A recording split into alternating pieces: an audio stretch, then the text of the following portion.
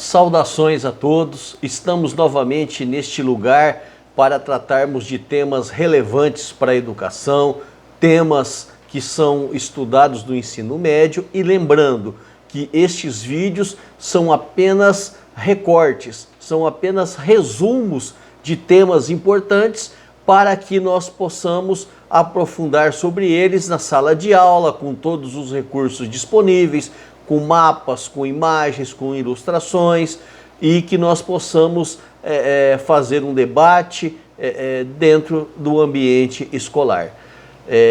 Eu vou falar hoje sobre um tema muito polêmico, que é a questão da desigualdade social. Qual é a origem da desigualdade social? Qual é a origem da pobreza?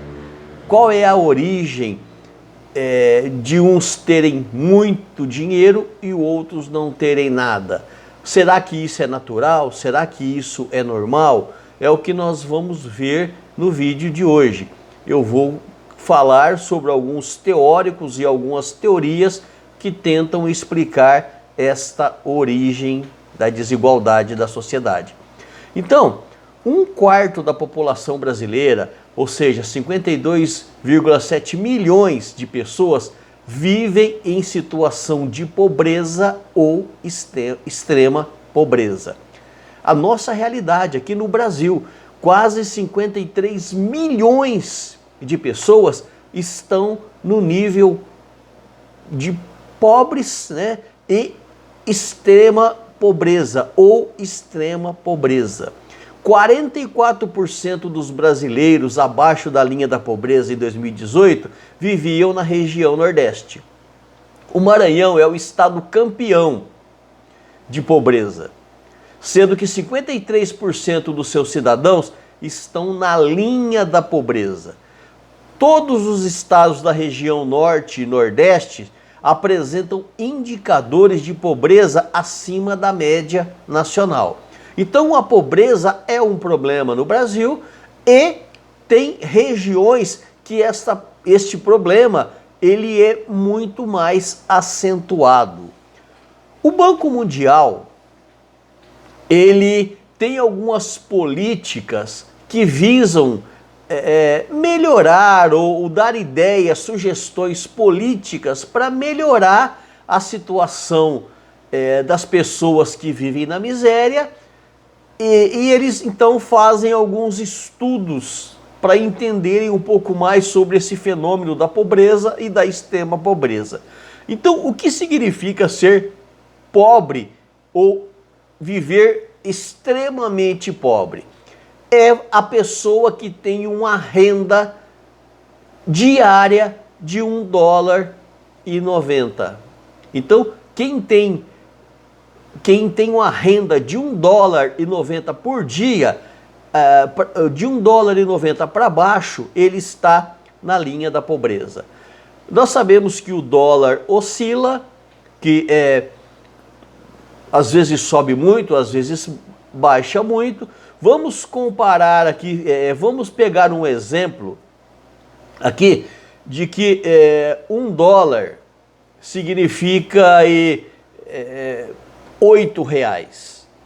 Um exemplo que eu estou dando, tá? Só um exemplo que eu não vi o valor do dólar hoje, mas assim, ele oscila e precisa ter uma consulta diária para saber, né, qual é o valor do dólar no dia. Vamos supor que uma pessoa que o dólar 1,90 está equivalente a R$8 por dia. Então, a pessoa que ganha menos de R$8 por dia ou $1,90, com esse dinheiro ela tem que se alimentar, ela tem que ter os produtos de higiene pessoal, ela tem que roupas, ela tem que comprar remédios, enfim, ela tem que viver, o transporte, todas as suas despesas dependerem daqueles $1,90 ou R$8 por dia.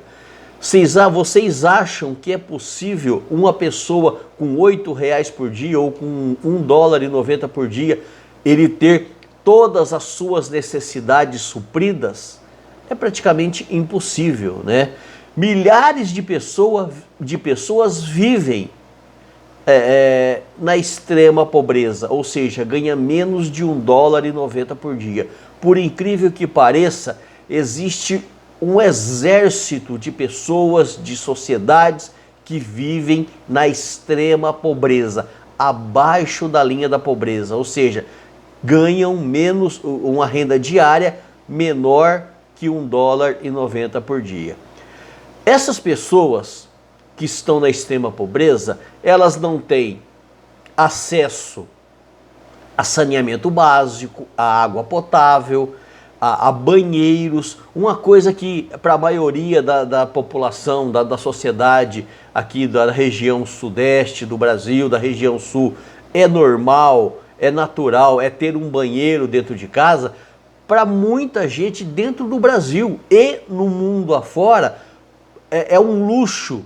Eles não têm acesso a um banheiro, eles não têm acesso a um banho com água potável, a um banho decente, a uma água que se possa beber, não têm acesso a produtos básicos de higiene pessoal, alimentação básica, o básico, que é um alimento, uma refeição de manhã, uma durante o dia e uma à noite, 3 refeições básicas.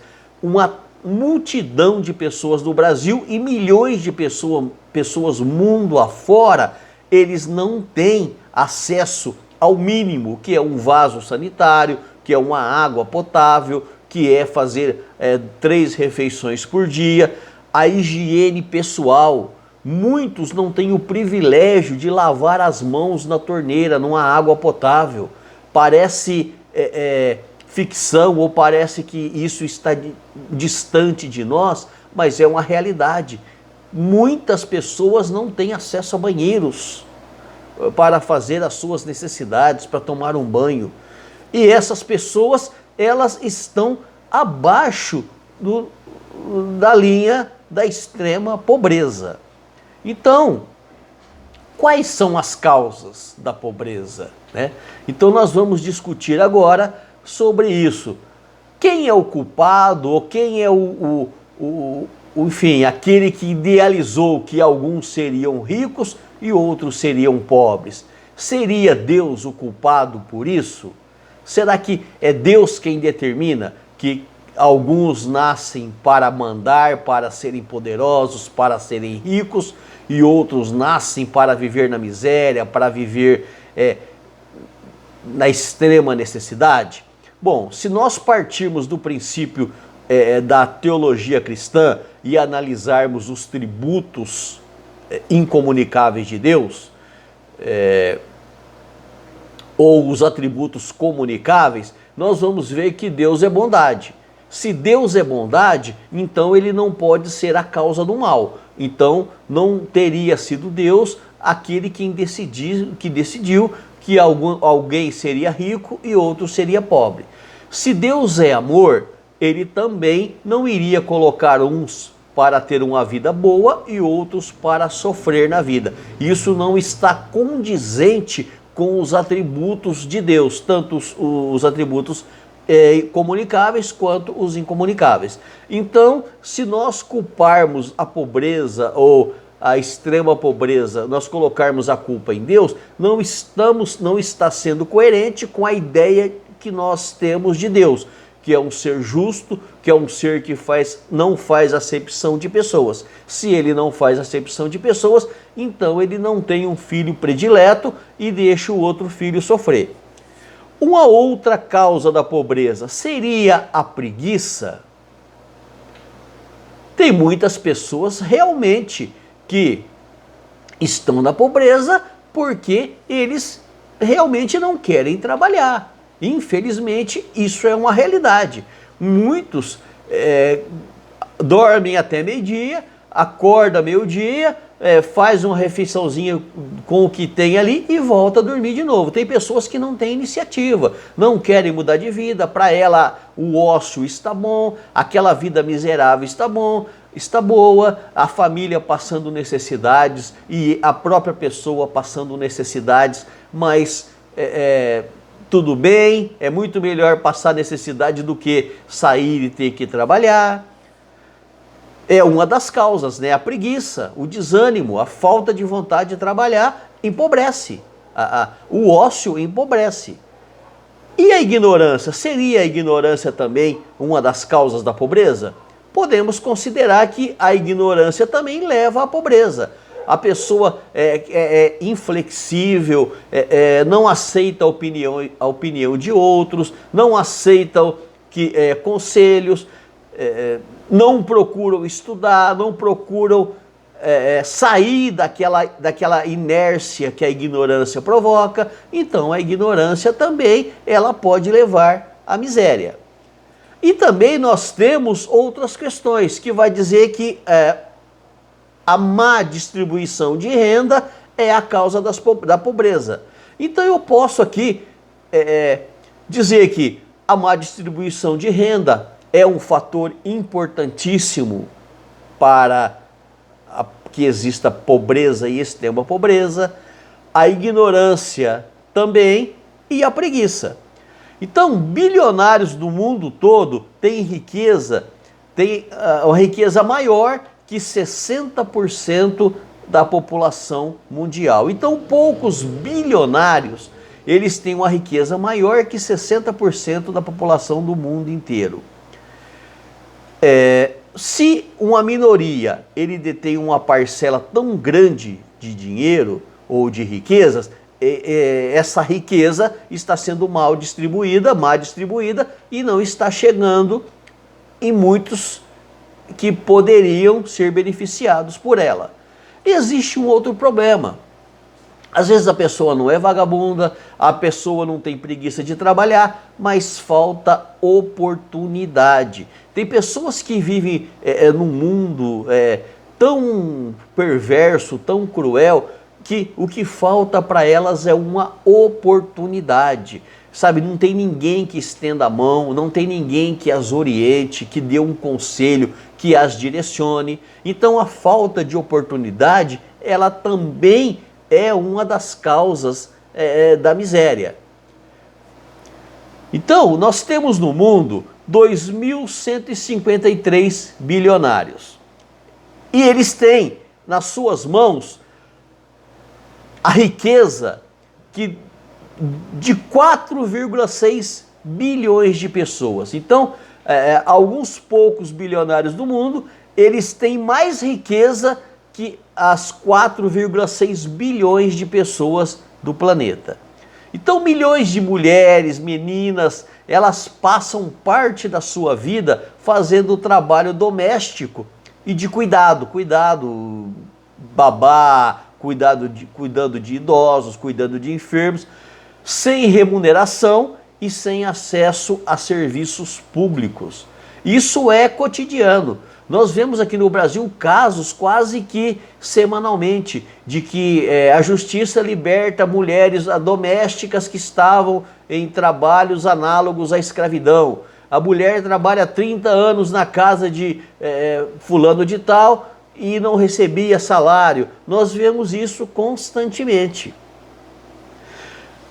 Jean-Jacques Rousseau, que foi um filósofo que viveu entre 1712 e 1778, ele vai teorizar, ele vai criar uma teoria para tentar justificar, para tentar explicar a desigualdade da sociedade, porque existem ricos e pobres. Então, no discurso sobre a origem e os fundamentos da desigualdade entre os homens, Rousseau ele vai dizer o seguinte, ele vai teorizar a ideia de que o homem vivia no estado de natureza, no estado anterior à civilização, anterior às leis. O ser humano, nesse estado de natureza, ele demonstrava uma ingenuidade natural e uma bondade, que foram com o tempo sendo substituídas pela impureza. Então o homem, de acordo com Rousseau, no estado de natureza, ele era bom e ingênuo, mas com o passar do tempo, com a própria evolução, este homem ele foi perdendo a sua pureza, ele foi se tornando impuro e malicioso. Então, no estado de natureza, o homem vivia com aquilo que era fornecido pela própria natureza. E tudo aquilo que a natureza produzia era compartilhado entre todos. Prevalecia a liberdade nesse período e a igualdade. Os homens não tinham nem vícios e nem virtudes. Ainda de acordo com Rousseau, a calma das paixões e a ignorância dos vícios os impediam de fazer mal. Não conheciam a vaidade, a estima, a consideração e o desprezo. Com a própria evolução humana, não trouxe apenas progresso, mas a perda da ingenuidade natural. E quando o homem perde a ingenuidade natural, ele percebe que ele pode pegar um pedaço de terra que era de todos, cercar aquele pedaço de terra e dizer, agora isso é meu. A partir do momento em que alguém faz isso primeiro, os outros que não cercaram a terra passam a ter desvantagem. Por quê? O produto da natureza que a própria terra dá, que está dentro daquele cercado, não pertence mais a todos, mas pertence apenas ao dono da terra. E isso gera uma série de conflitos. E todos os outros, eles têm que fazer a mesma coisa. Então Rousseau, ele vai dizer que a propriedade privada, a posse da terra, teria sido a origem da desigualdade social. Então, existem na espécie humana dois tipos de desigualdades. A desigualdade natural ou física é aquela que não depende de nós.